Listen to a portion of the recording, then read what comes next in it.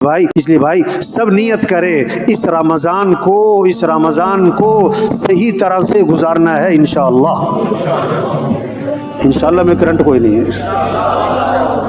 پابندی کرنی کس کی؟ نمازوں کی۔ کس کی بھائی؟ فجر میں سب کہاں ہو؟ آپ سب دیکھو آج اپنی فجر مسجد میں پڑھی، اور رمضان میں بھی نہ پڑھے تو کب پڑھے؟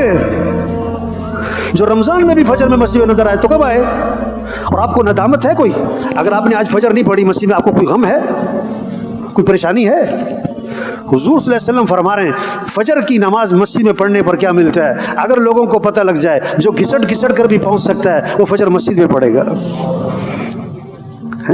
رمضان نمازیں اہتمام، تراویح، دو چیزیں آتی ہیں رمضان کے بارے میں، دن کا روزہ، رات کا قیام۔ حدیث میں کیا ہے رمضان کے بارے میں؟ دو چیزیں، دن کا روزہ، رات کا، فرمایا جو دن میں روزہ رکھے اور رات کو قیام کرے اللہ کے سامنے، اللہ اس کے گناہوں کو معاف فرما دیں گے۔ ایک بہت بڑا طبقہ جو تراویح پڑھتا ہی نہیں، اسے کوئی شوق ہی نہیں۔ دنیا کے بے وقوف ترین لوگ دیکھنے ہو اگر آپ نے، احمق ترین لوگ دیکھنے ہو اگر، تو پتہ کیا ہے؟ جو تراویح کے وقت میں جم میں ہوتے، بھائی تراویح کو نہیں پڑھ رہے کہ ہم تھک جاتے ہیں، اور جم میں کیا کر رہے ہیں؟ اپنے آپ کو تھکا رہے ہیں۔ عجیب، تراویح کیوں نہیں پڑھ رہے کہ یار تھک جاتے، اور جم میں کہ اپنے آپ کو تھکا رہے رات کو 2 گھنٹے جم میں ہیں، اور فجر میں سو رہے ہیں۔ یہ کیا تمہارے اندر چستی آئی؟ کیا تمہارا جسم فٹ ہوا؟ کیا تمہارے اندر طاقت آئی کہ فجر میں جانا مشکل ہو رہا ہے، فجر میں اٹھنا مشکل ہو رہا ہے؟ تو بھائی رمضان بڑا قیمتی مہینہ ہے، یہ اللہ کا مہمان آیا ہے اور چلا جائے گا، فائدہ اٹھائیں، اس رمضان سے اپنے اندر تقوی پیدا کریں، شوق ہو، جذبہ ہو، عزم ہو، فکر ہو، گھر والوں کو سب کو لے کے بیٹھے، بچوں کو لے کے بیٹھے، بچیوں کو لے کے بیٹھے، سب گھر والے کہ بھی اس رمضان کو کیسے گزارنا ہے، اس رمضان کو روزے رکھنے، یہ نہیں کہ بھی طبیعت ٹھیک نہیں، روزے میں شفا ہے، روزہ رکھنا ہے، تراویح پڑھنی ہے، شوق ہو بچوں کو، بچیوں کو، قرآن پڑھنا ہے، کم از کم 1 سپارہ آخری درجہ ہے، اللہ توفیق دے 2 سپارے، اللہ توفیق دے 3 سپارے روزانہ پڑھیں، تسبیح کرنی۔ حضور صلی اللہ علیہ وسلم نے فرمایا رمضان میں کثرت کرو 4 چیزوں کی۔ اللہ کے نبی کی بات کی اہمیت ہوگی نا، آدمی ان 4 باتوں کی کثرت کرے گا۔ اگر ان 4 باتوں کی کثرت نہیں کر رہا، اس کا مطلب ہے اس کے دل میں نبی کی بات کی اہمیت ہی نہیں ہے۔ جو نبی کی بات کو وزن دے گا، جو نبی کی بات کو اہمیت دے گا، وہ ان باتوں پر عمل کرے گا۔ حضور صلی اللہ علیہ وسلم نے فرمایا رمضان میں کثرت کرو 4 چیزوں کی، کیا؟ لا الہ الا اللہ، لا الہ الا اللہ، لا الہ الا اللہ۔ فرمایا کثرت سے پڑھو، رمضان میں کثرت سے پڑھو، بچوں کے ہاتھ میں تسبیح ہو، بچیوں کے ہاتھ میں تسبیح ہو، اور کیا پڑھ رہی ہو؟ لا الہ الا اللہ، لا الہ الا اللہ، لا الہ الا اللہ، لا الہ الا اللہ۔ جیسے گلاب جامن کھاتے مزہ آتا ہے نا، برفی کھاتے مزہ آتا ہے نا، ہمیں مزہ ہے کس میں؟ اللہ کا نام لینے میں مزہ ہے، کس میں؟ حلاوت محسوس ہو، ذائقہ محسوس ہو، خوشی محسوس ہو، کس پر؟ ذکر کرنے میں۔ بیٹا ذکر کر رہا ہے اور اسے مزہ آ رہا ہے، لا الہ الا اللہ، لا الہ الا اللہ، لا الہ الا اللہ۔ اس میں اسے سکون ملے، خوشی ملے، اطمینان ملے، راحت ملے۔ اور دوسرا کثرت کرو کس کی؟ استغفار۔ رمضان میں کثرت ہو کس کی؟ استغفار۔ چھوٹا سا استغفار، استغفر اللہ، استغفر اللہ، استغفر اللہ، بہتر کرو، استغفر اللہ ربی من کل ذنب واتوب الیہ، اور بہتر کرو، استغفر اللہ الذی لا الہ الا هو الحی القیوم واتوب الیہ۔ اور اللہ کے نبی نے فرمایا سید الاستغفار، استغفار کا سردار وہ کیا ہے؟ اللهم أنت ربي لا إله إلا أنت خلقتني وأنا عبدك وأنا على عهدك ووعدك ما استطعت أعوذ بك من شر ما صنعت أبوء لك بنعمتك علي وأبوء بذنبي فاغفر لي فإنه لا يغفر الذنوب إلا أنت۔ یہ سید الاستغفار ہے۔ کیا مطلب؟ اے اللہ تو ہی میرا رب ہے، انت ربی لا الہ الا انت، تیرے سوا کوئی بندگی کے لائق نہیں، خلقتنی، تو نے مجھے پیدا کیا، میں تو نہ تھا، تو نے مجھے بنایا، وانا عبدک، میں تیرا بندہ ہوں، میں تیرا غلام ہوں، میں تیرا نوکر، میں تیرا بندہ ہوں، انا عبدک وانا علی عہدک ووعدک ما استطعت، میں نے جو تیرے سے عہد کیا، وعدہ کیا، تیری بندگی کا، اپنی استطاعت کے بقدر اس کو پورا کروں گا۔ اعوذ بک من شر ما صنعت، میرے سے غلطیاں ہوتی ہیں، کمیاں ہوتی ہیں، بہت سے گناہ ہوتے ہیں، اللہ اس کے شر سے مجھے بچا لے۔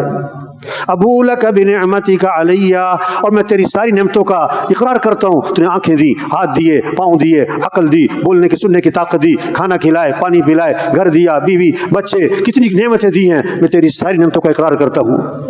وَأَبُوءُ بِذَنبِي، اور اپنے گناہوں کا بھی اعتراف کرتا ہوں، تیری اتنی نعمتوں کے باوجود میں تیری نافرمانی میں لگا ہوں۔ اے اللہ میرے سے بہت غلطیاں ہیں، گناہ ہیں، کمیاں ہیں، کوتاہیاں ہیں، کیا کر؟ فاغفر لی، اے اللہ میرے گناہ معاف کر دے، اے اللہ میرے گناہ معاف کر دے۔ کیوں؟ فَإِنَّهُ لَا يَغْفِرُ الذُّنُوبَ إِلَّا أَنْتَ، تیرے سوا کوئی گناہوں کو معاف کرنے والا ہے کوئی نہیں۔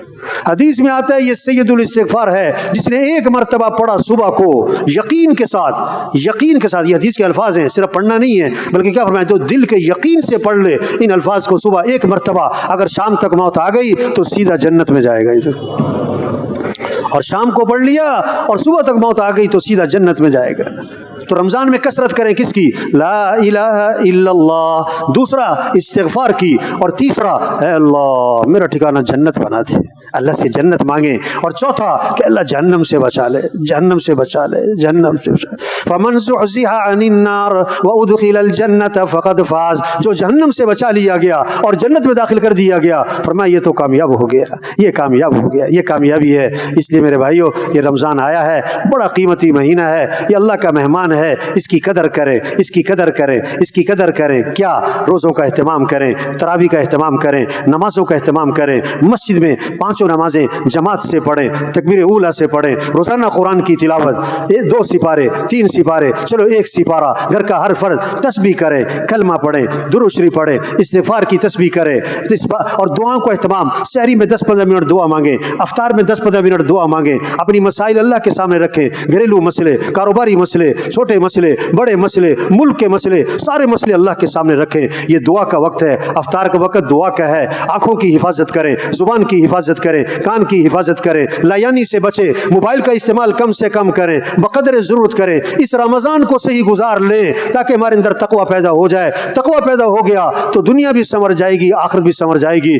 تو سب نیت کریں کہ رمضان کو صحیح گزارنا ہے انشاءاللہ، روزوں کا اہتمام کرنا ہے، تراویح کا اہتمام کرنا ہے، پانچوں نمازوں کا اہتمام کرنا ہے، قرآن کی تلاوت کرنی ہے، اللہ کا ذکر کرنا ہے، سحری افطاری میں دعائیں مانگنی ہے۔ یہ افطار پارٹیوں کا مہینہ نہیں ہے، یہ ادلے بدلوں کا مہینہ نہیں ہے، آج اس کی افطار پارٹی، آج اس کی افطار پارٹی، اس نے یہ بنایا میں یہ بناؤں، اور اس میں دنیا کی باتیں ہو رہی، گپ شپ نہیں۔ افطاری کا وقت دعا کا ہے، دعاؤں میں لگیں۔ افطاری کروائیں کن کو؟ جنہیں کوئی نہیں کرواتا، جنہیں کوئی نہیں، انہیں کھلائیں جنہیں کوئی نہیں کھلاتا۔ عزت سے دے، عزت سے دے، اپنی سعادت سمجھ کر دے، ان کا احسان سمجھ کر ان کو دیں۔ ہاں افطاریاں کروائیں جنہیں کوئی نہیں کرواتا، جن کا پہلی پیٹ بھرا ہوا ہے، جن کا پہلی پیٹ بھرا ہوا ہے، انہیں کو ادلے کے بدلے نہ کریں۔ یہ خرچ کرنے کا مہینہ، یہ جمع کر کمانے کا نہیں، خرچ کرنے کا۔ اللہ کے نبی سخی تھے، اللہ کے نبی بڑے سخی تھے، اور رمضان میں آپ کی سخاوت بڑھ جاتی تھی، رمضان میں آپ کی سخاوت بڑھ جاتی تھی۔ اور صحابی فرماتے ہیں رمضان میں آپ کی سخاوت کہاں تک جاتی تھی؟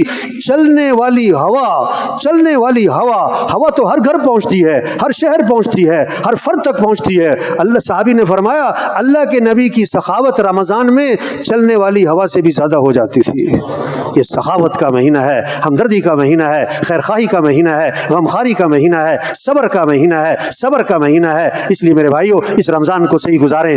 صرف کھانے پینے کا نہیں روزہ، زبان کا روزہ، غلط بولنا نہیں، آنکھ کا روزہ، غلط دیکھنا نہیں، کان کا روزہ، غلط سننا نہیں، دماغ کا روزہ، غلط سوچنا نہیں، دل کا روزہ، غلط جذبات نہ ہو۔ ایک مہینہ صحیح گزار لے، اللہ پوری زندگی بدل دے گا، پورا سال صحیح گزارنے کی توفیق دے دے گا۔ ہم نیت کریں ان باتوں پر عمل کرنا انشاءاللہ، دعا مانگے اللہ مجھے اس کی توفیق دے دے، اور کوشش کریں، کوشش کریں اللہ ہم سب کو توفیق دے۔ اللہ کرے ہمارا یہ رمضان سب کی مغفرت کا ذریعہ بن جائے۔ اللہ کرے آنے والا یہ ہونے والی یہ والا رمضان سارے مسلمانوں کی ہدایت کا بھی ذریعہ بنے، مغفرت کا بھی ذریعہ بنے، اور ہمارے ملک کے گھریلو کاروباری سارے مسئلوں کے حل کا ذریعہ بن جائے۔